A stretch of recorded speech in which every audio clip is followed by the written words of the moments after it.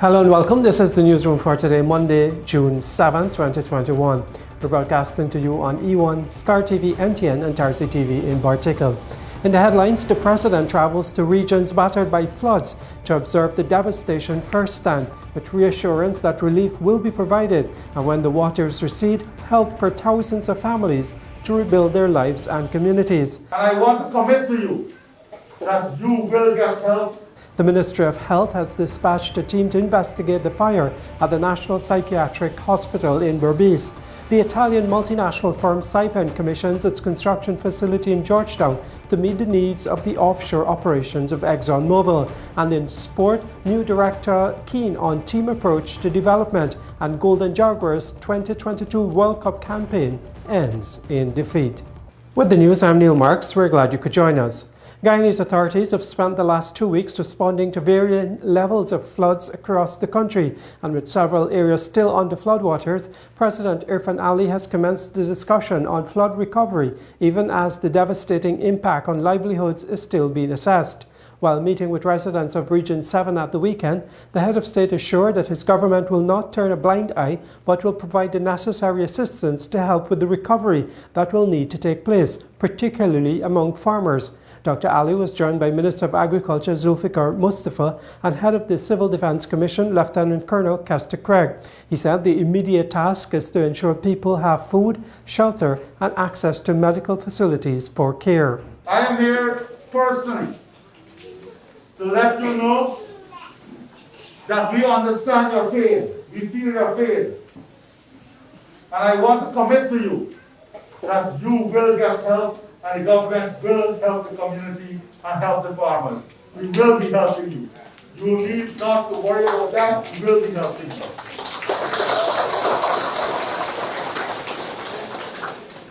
But our immediate task now is to ensure people have food, shelter, access to medical facilities, and medical care. So today, I'm here to tell you a few things. One, from our assessment, we have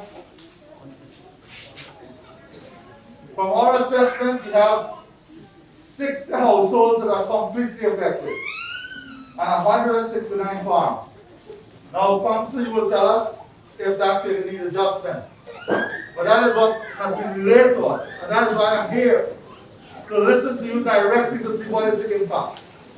So tomorrow, we're going to send in direct support in the form of foodstuffs for the family, hampers for the families. Meanwhile, President Ali has assured Region 3 residents that the medium to long-term development which is planned for the region will go a long way in preventing future floods. He made a statement during a visit to flood-affected areas across the region at the weekend, promising a speedy solution to drainage in the area as floodwaters have accumulated in the backlands. With both farmers and residents affected, the President said that the solution must be one that has the least effect on people. The water in the backland has to find a way to get out of the land. You like it or not, it gotta happen. No, well, this can be about 4-week situation. We understand what is happening. That's what I'm telling you. We know this. That is why you think I'm here, sir. Yeah. Why you think I'm here? We assess what is happening at the back there. The volume of water is enormous, right? In some areas, when you open the water to come off, the entire housing area goes underwater. This happens when you have residential and agricultural areas together also. But we have to find a solution. We have to find a solution that brings the least effect on people. Right? So this comrade has recommended something. I'm going to ask Lal and Minister Indar to come here tomorrow, right? And to look at all the options. You ever examined the option he's recommending? No, tomorrow. Sorry, this morning on that one. More on the floods later in the broadcast. A total of 77,115 Guyanese are now fully immunized against the coronavirus. Health Minister Dr. Frank Anthony has disclosed the number of persons who have only been vaccinated with first doses of the vaccines is much higher, currently at 210,777. The Health Minister said there are a number of persons, mostly in regions 2 and 7, who have been vaccinated with the first dose of Sinopharm vaccine but have not returned for the second dose.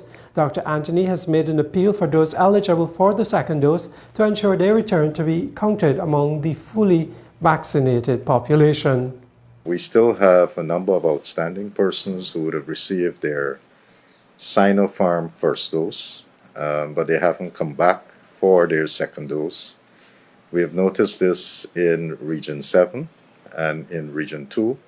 So I want to make a special appeal to those persons who in these two regions have received their Sinopharm first dose to come back and get their second dose. We also want to, we know that we have over the last 3 months or so immunized a lot of people with their first dose AstraZeneca.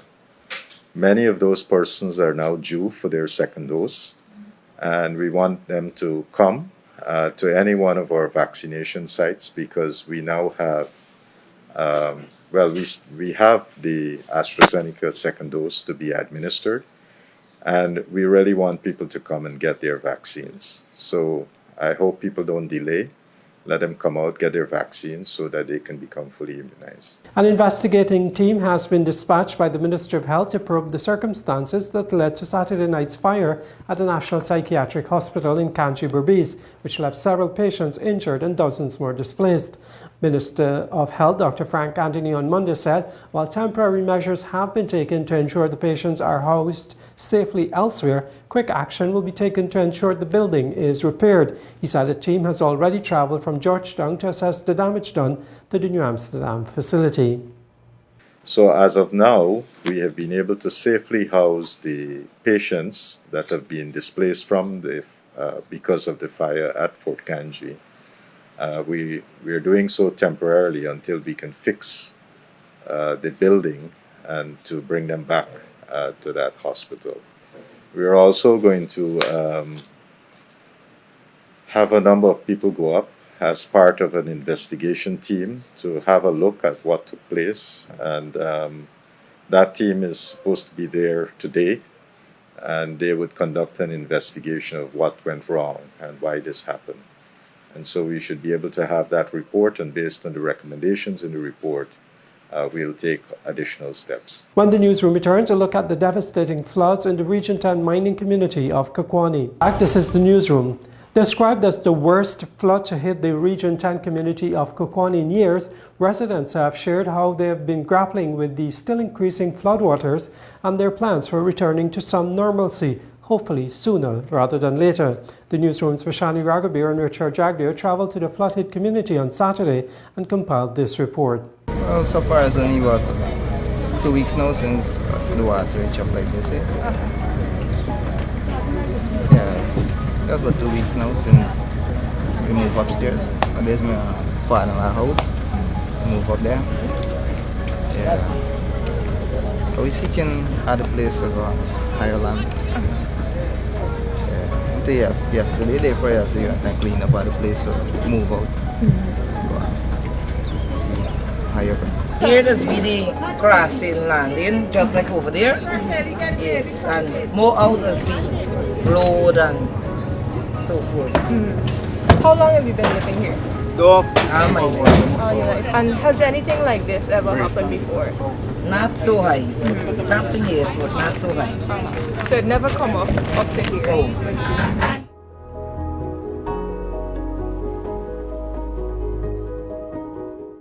If you take a look over there, that's the boat house. And the water level there is like approximately like 5 feet in the boat house. And a little way up, we have the security hut. Water don't normally be till that end. So this year the water level has gone extremely high as per normal. It's a seasonal something in the community, especially at the waterfront and the Lamp Island area. However, it have gone its way. Some sections in the park area presently. Well, it's devastating because they're, as I mentioned before, they're accustomed to the customary yearly flooding in the community. However, this year has really hit them hard because they haven't expected it to come this high.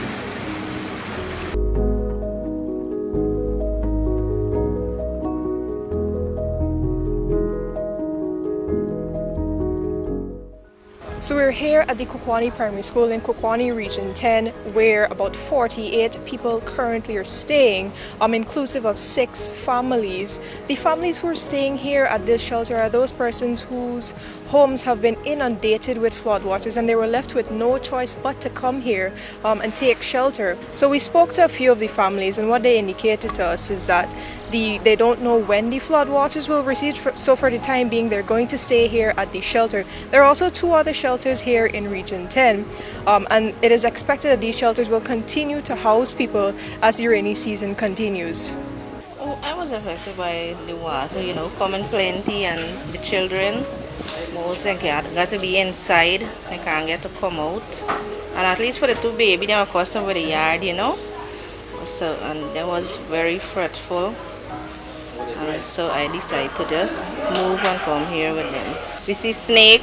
Snake was swimming, coming to the house. And children frightened, also me frightened, because my children's father was not around. He was at work, so it was very scary. Because remember, we were over the water.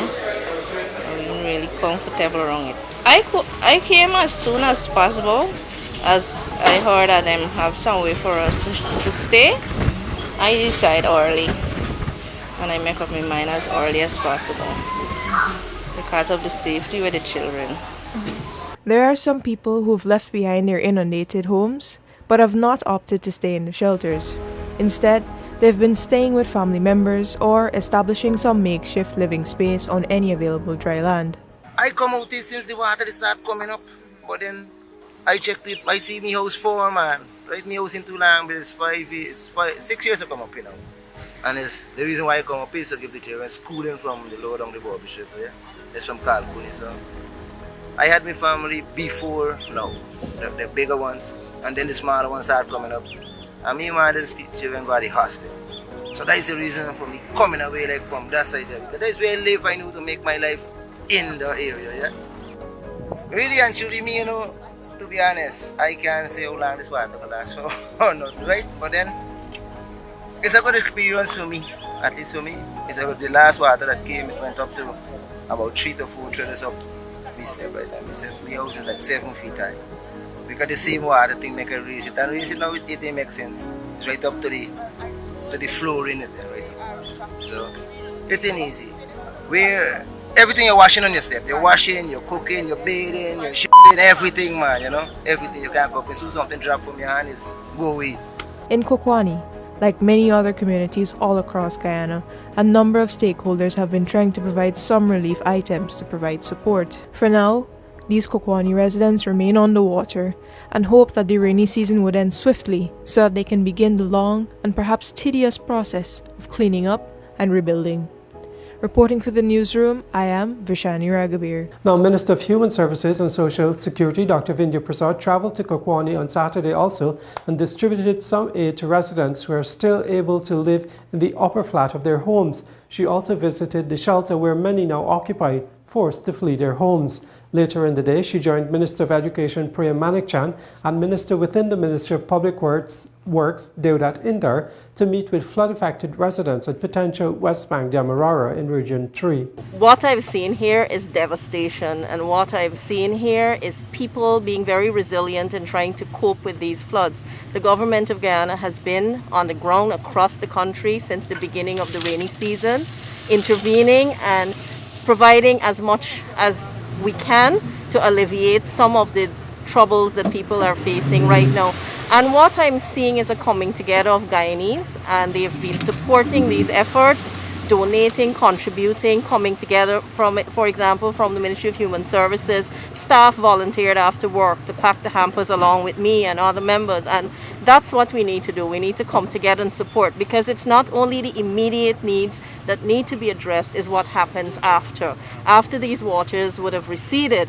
What will be needed for these people to get back to some level of normalcy? We see families with babies, their elder persons out here, and we are just trying to do as much as we can right now. But this will be a continuous effort, and our emphasis on this trip is to focus on the family needs, babies in particular, ensuring that they have baby food, pampers, because as you can see, we are literally surrounded by water. Last evening, we quickly got together 500 hampers, and I really want to thank the staff and all those who donated towards this. AmCham and the business community, the corporate world, for coming together with the Ministry of Human Services and ensuring that today we can not only bring food items, but care packages for children, for women, mattresses for people who would be really up to their ears in water, and people who have so many difficulties. People's lives have been disrupted. They have been displaced in some places. Their livelihoods and their lives have been affected. And here we are fanning out across the country and responding as much as we can to the needs of people to alleviate some of the hardship that these floods would have brought to them. This morning, Minister Manichan also arranged from the CDC through Prime Minister, and we are very thankful for the CDC and the Prime Minister, for 1,000 hampers to be sent into the areas of Bell West, Canal number 1, Polar, the Conservancy, number 2 Conservancy, some for iFlood, and some of the other villages on the west coast that were affected. Flooding has resulted from heavy rainfall and high tide, something that was not in the control of this or any government and any particular person. I think service and good service is defined by how people respond to these kinds of, or how leaders respond to these kinds of disasters or events. This is our response. Now, I could say with absolute certainty that many people across the country need hampers, need cleaning agents, need mattresses, and need pillows. But we are focusing here on communities that are hardest hit, and even within those communities there are persons who are not flooded and therefore may not benefit from this process. These hampers are for people who literally cannot get into their homes to access their foodstuff, or all the foodstuff got soaked up. When the newsroom returns, the Italian multinational firm Saipem commissions its construction facility in Georgetown to meet the needs of the offshore operations of ExxonMobil. You're watching the newsroom. President Irfan Ali on Saturday reiterated the importance of local content, saying it has a symbiotic relationship with investors as Italy-based oilfield services company Saipem opened an offshore construction facility in Georgetown.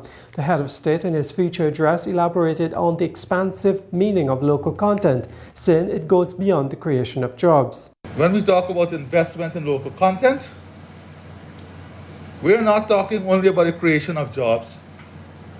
That is important, and I congratulate Saipem, not only for the jobs you've created, but the level of training that you've given, and your commitment to providing the further training, because fabrication is an important part of the future development of this industry.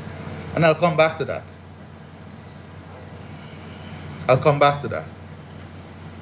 But what I would like to see is generational wealth created. Not only jobs. How do we create 1,000 new entrepreneurs? How do we create opportunity that we have generational wealth? Old Guyana and old investors here showed us with the limited resources how they would have done it. How do we give that opportunity for generational wealth creation? And I'm not asking only for that opportunity in oil and gas. I'm saying to us as Guyanese that that opportunity can only be created if we use the resources from this sector to open up other aspects of the economy and strengthen other aspects of the economy to give that opportunity. That was President Irfan Ali underscoring once more the need for local content in Guyana. He was at the time delivering the main address at the opening ceremony of SAIPEM Guyana's new offshore construction facility on Water Street. There, President Ali assured that government will continue to make the required investments in creating an environment and the opportunity through education, training and development, land ownership through home ownership, and through small business development. This, he added, will also lead to the creation of generational wealth. Meanwhile, SAIPEM Guyana's country manager in his presentation touched on the significant benefit of the facility to Guyana's blooming petroleum sector. SAIPEM Guyana offshore construction facility and its features, including the crane, are a statement of SAIPEM's long-term commitment to Guyana and its client. It will significantly benefit the community of Guyana in many ways, including hiring and developing local talent, overall improvement of infrastructure, creating jobs, generating revenue for third-party services that directly service the yard and its fabrication activities, additional tax revenue for the country, restaurants, hotels, and other indirect services. The offshore construction facility features the largest heavy lift crane in Guyana and specialized fabrication, welding and testing equipment, and a heavy load bearing jetty. For the newsroom, I am Shakima Day. Minister of Housing Colin Crowell on Sunday kicked off the Prospect Phase 1 Community Enhancement Project on Sunday with a tree planting exercise. Residents were each given 2 plants as part of the Community Beautification Project. The Housing Minister during the exercise highlighted the significance of the exercise as it relates to enhancing the environment and strengthening community involvement. He told residents that the activity has some important lessons about taking care of the environment and sustainability. The residents joined with the Minister, the Chief Executive Officer of the Central Housing and Planning Authority, Sherwin Greaves, and the Community Development Department for the activity. The plants were donated by the Ministry of Agriculture and the Central Housing and Planning Authority. This is part of the Community Enhancement Project. We have a department that works specifically with communities, and there are various aspects in terms of improving the livelihood within those communities as well as building the community spirit. And so we are here at Prospect Phase 1, and the persons that you see living here, some are were relocated, for example, from Broad Street. Some come from the disciplined forces. And so we're working with them to improve their environment and their aesthetics. It's one thing to just allocate house lots, but it's also to work to build safe communities and the entire community, whole communities. And so as part of that development process, sometimes, yes, you give the house lots, they build, we do the roads, we do the infrastructure, but it's much more than that. For example, where we are now, you're standing on the ground, the recreational facility, and very shortly they actually are finalizing the management of this ground that we'll see to ensure that you have responsible persons maintaining as well as to have a positive outlook and to ensure that all is kept within the confines of the community for you don't have damages and so forth. The Prospect New Housing Development is one of the newest schemes under the Ministry of Housing and Water. The community has benefited from several community development programs that are geared at building better partnerships and ultimately a stronger community. Members of the Rotary Club of Garden City, Georgetown have commissioned a shade house, vegetable garden and external raised beds to serve as a mini fruit farm at the Cheshire home in Unity, Mahaica, East Coast, Demerara. This is in an effort to reduce the food bill of the home and to encourage healthy eating habits of the residents. Also, the idea is for the children and residents to experience and appreciate vegetables and fruits from the seed to the table. They are to be ambassadors of eating healthy. Just about a year ago, in the planning stages for the formation of a new Rotary Club, 15 persons toyed with the idea of a signature project, now celebrated as the Green Thrive Project, which fitted perfectly into the new focus service area of Rotary International, the environment. By September 2020, the Rotary Club of Garden City, Georgetown was chartered, and its members hit the ground running, adopting the Cheshire home at Unity, Mahaica, East Coast, Demerara, which cares for almost 30 disabled adults and children.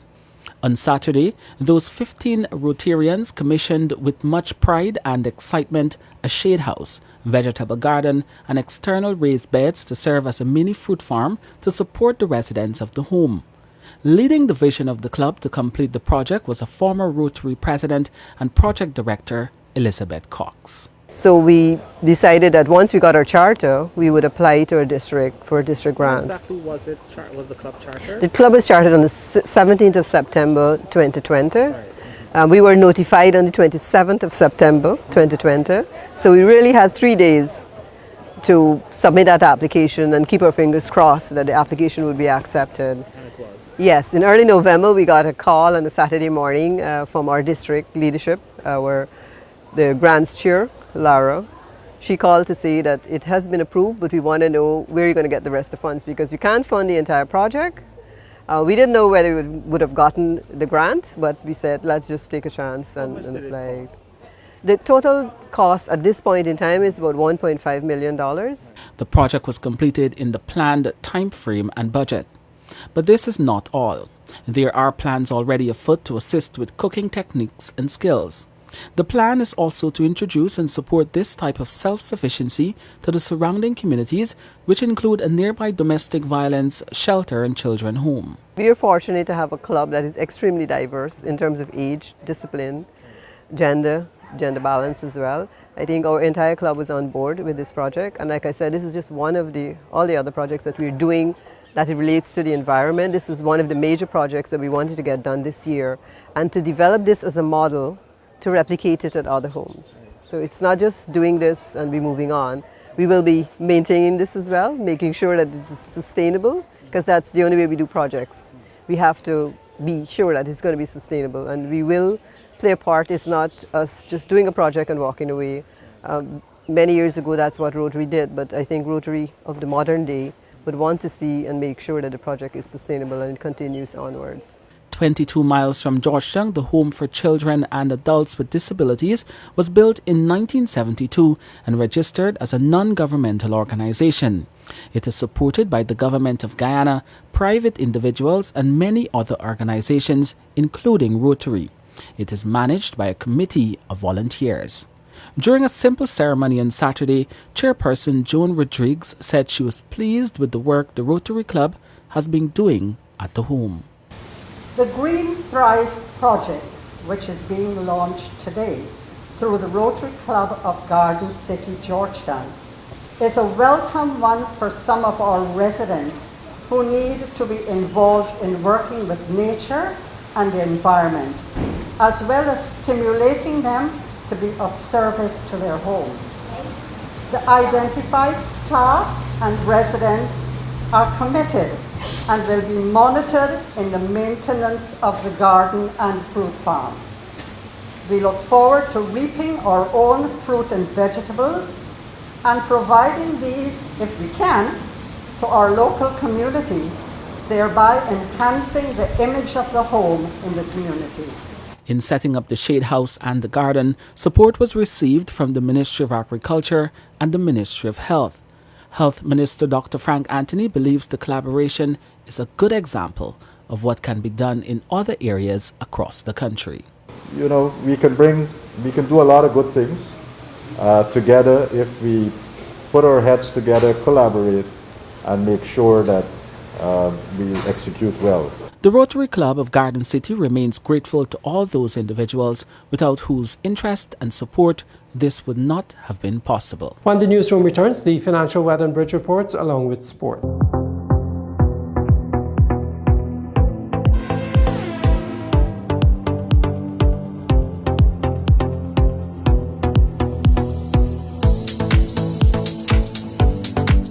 Welcome back. You're watching the newsroom. It's time for sport, and we start off by telling you that newly appointed Director of Sport, Steve Ninval, is keen on taking a team approach to pushing the development of sport countrywide. On a few site visits in the city at the weekend, Ninval spoke of the need for a unified approach to foster growth in the various disciplines. Ninval was accompanied on his visits by the Minister of Sport, Charles Ramson Jr. As the Minister rightfully said, this new commission will be carrying out the mandate We expect that all hands will be on deck because, as I said before, this is a purely team effort. And I must say that I feel much more confident having the minister that we have and having a chairman such as Kashif Mohammed and the other members of the commission. It's a lot of work to be done, and if we focus, we'll be able to carry out the mandate that we have. He's also known in many other fraternities, including media, but he's got a very strong background in sports. And so he comes with a lot of credibility, but he also comes with a lot of public management background. He was DPS at the Ministry of Culture, Youth and Sport already. Everybody knows DPS is pretty critical to the operation and management of any ministry. So he's got that long history of management, public management, and institutional knowledge that he comes with. So it's somebody that we have a lot of confidence and we have a lot of expectations, and that we know that that sport is in a far better place now with the new Sports Commission, and it's also in a far better place now with the new Director of Sport. And the Ministry of Culture, Youth and Sport is going to continue to support the operations and see that the programs, the projects, and the overall policy of the government is implemented so that it meets the needs of the people, especially young people who are interested in playing sport and fulfilling a pathway where they can see that they have a career in sport too. Avinash Ramzan comes up next with the rest of the day's sport. I'm Neil Marks. Take care. We tell you now that Guyana's bronze medal in the men's 4x100 meters relay at the Senior South American Championship has brought recognition to the country, says President of the Athletics Association of Guyana, Aubrey Hudson. The quartet of Jeremy Bascom, Emmanuel Archibald, Akeem Stewart and Nolex Holder finished behind Brazil and Colombia at the event in Ecuador. President of the Guyana Olympic Association, K.A. Jumanyasin, also praised the athletes for the performance. We have two of the athletes local based, two of them based overseas. And the two that are based overseas, one is in Jamaica and the other one is in the USA. I think we need to give compliments to the coach who went along with his team in first and foremost setting it in terms of the order, and also the athletes themselves for executing over a short period of time of being together. I think it means well to us. What this has done is NACAC has already invited us all to be in the 4x1 this weekend, but I think it was too short, for us to get these guys up again and send them to Miami. But this would have improved the ranking of Guyana as a 4x1 country, not necessarily athletes, because when they go there and compete as a relay team, they compete for Guyana. So we could grab another 4, and they will still have the same recognition as this 4 would have had. So it's a kind of a selfless gesture to go there and compete for your country and be able to bring home a bronze medal for Guyana. So Guyana now is moved up in the threshold and the ranking of world athletics of having a good 4x1 team. This is the first time we have won a medal in the relay 4x100.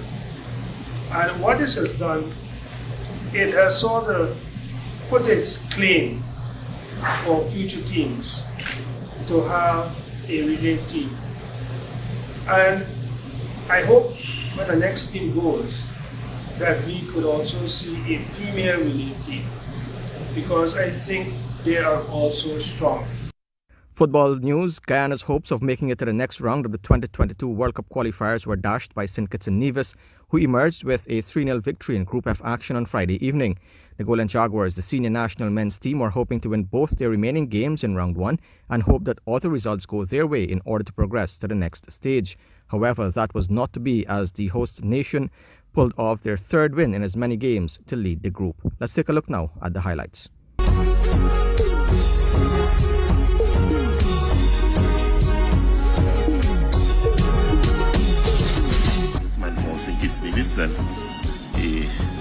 He has scored many a goal. He has scored in the tournament so far. And this will be looking like something that he can do for St. Kitts and Nevis. He steps on it. He scores! Goal! St. Kitts has scored in just about the 8th minute of the game, winning the penalty.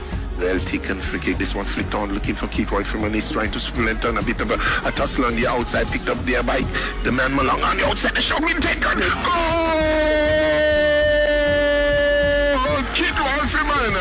flicking that one on, and that one then past the custodian into the back of the net. He's had his second goal tonight, and this one coming in the 35th minute of the game. 2-0 in favor of St. Kitts Nevis. On the side, he's trying to take the man on the inside, on the top of the box. He saw your snap kick.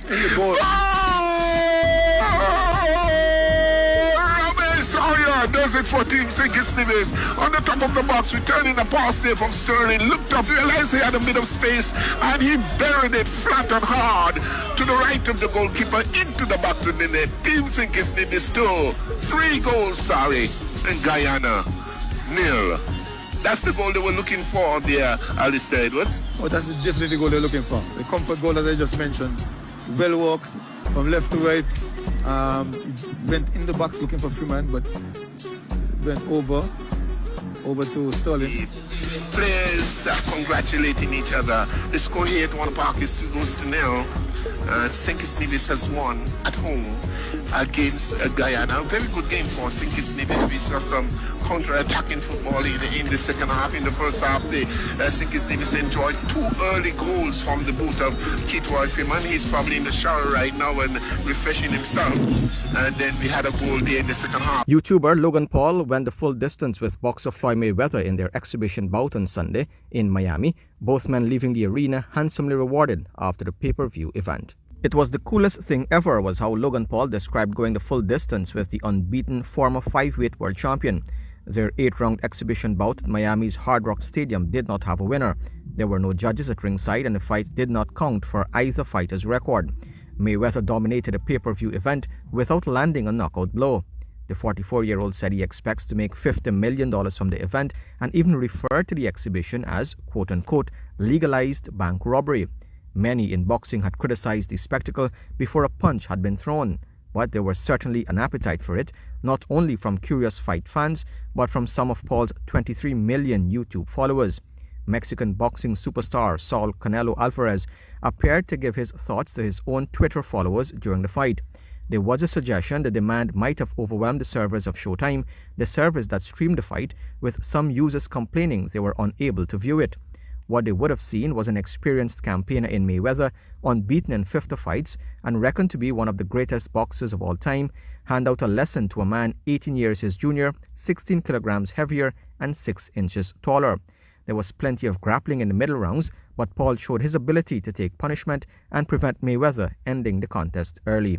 And England resisted the temptation of a final day chase against New Zealand, doggedly batting through to secure a draw in the first test at Lord's. New Zealand's lunchtime declaration on 169 for 6 left the tantalizing prospect of England chasing 273 in 75 overs. However, the target was never seriously pursued, with England instead opting for a safety-first approach led by Dom Sibley's vigilant unbeaten 60 from 207 balls. England had reached 170 for 3 when a draw was agreed, with 5 overs remaining. Final scores: New Zealand 378 and 169 for 6 declared, England 275 and 170 for 3. The second and final test of the series at Edgbaston begins on Thursday. And with that, we've come to the end of the news for this evening. On behalf of the news and technical teams, I'm Avinash Ramzan. Thanks for watching, and here's a reminder to get vaccinated.